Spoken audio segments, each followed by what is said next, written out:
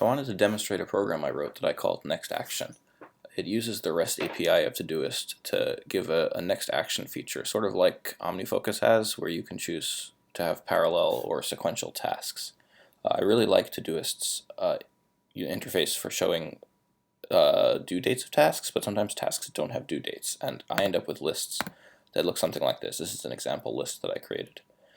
You end up with a list of things to do. You don't know which one you're supposed to be working on next, especially if you have nested tasks. It's not clear what you want to work on, and I wrote something that makes this a lot easier.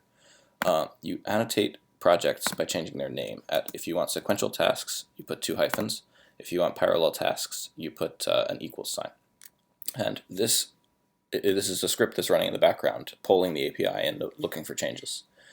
So this immediately tells you what your next action is, and you can see I have a filter over here to show just what has the next action label.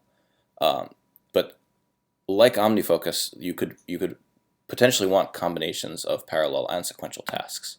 So you can actually annotate parent tasks and get the behavior that you want to see in terms of what's next. So in this case, you'll see I have 2 tasks labeled next action, so I will finish both of those, let's say. Then the next thing, there's no way for me to avoid this problem of the parent task being labeled as next action. So once you do that, you'll see those are gone, and now all of the next tasks have next action. So this can give you a good view of what you want to work on next. Similarly, I often have problems where, like, just essentially a grab bag of to-dos, and I don't want to have put due dates on them because these things aren't things I have to do tomorrow or some particular day. And so if you make if you make a project parallel at the top level, then the highest priority task of each, how do I want to phrase that? The least indented task will be marked as the next action, all of them. And we'll see if this actually works.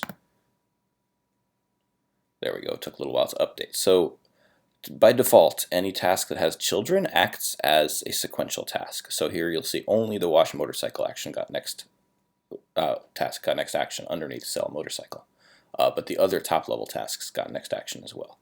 So these so the next action waterfalls down into child tasks and acts as sequential unless you explicitly label them as parallel. So you'll see in childproof the house, this is explicitly labeled as parallel. Everything underneath it got next action. The other thing is, let's make this sequential so I can show you. The priority and due date of items affects whether they're going to be labeled with next action or not. So in this case, obviously the order is the first, one of the things that's taken into account, but it's less important than priority. So if I can remember how to set priority here. There's priority 2. If I set that, that is a more important task than the other tasks now. It should get the next action label. I don't know if this is the correct behavior, but it's something I'm playing around with. I don't actually use priorities in tasks. The other thing is due dates matter as well. So any task that is due will filter up to the top. This makes sure that the tasks that show up in your today list are actually relevant, and you won't end up with things that you can't do. Like I can't write a Craigslist ad to sell my motorcycle until I have pictures of it. So there will be no point to for that to ever be the next action. So let me demonstrate that in action.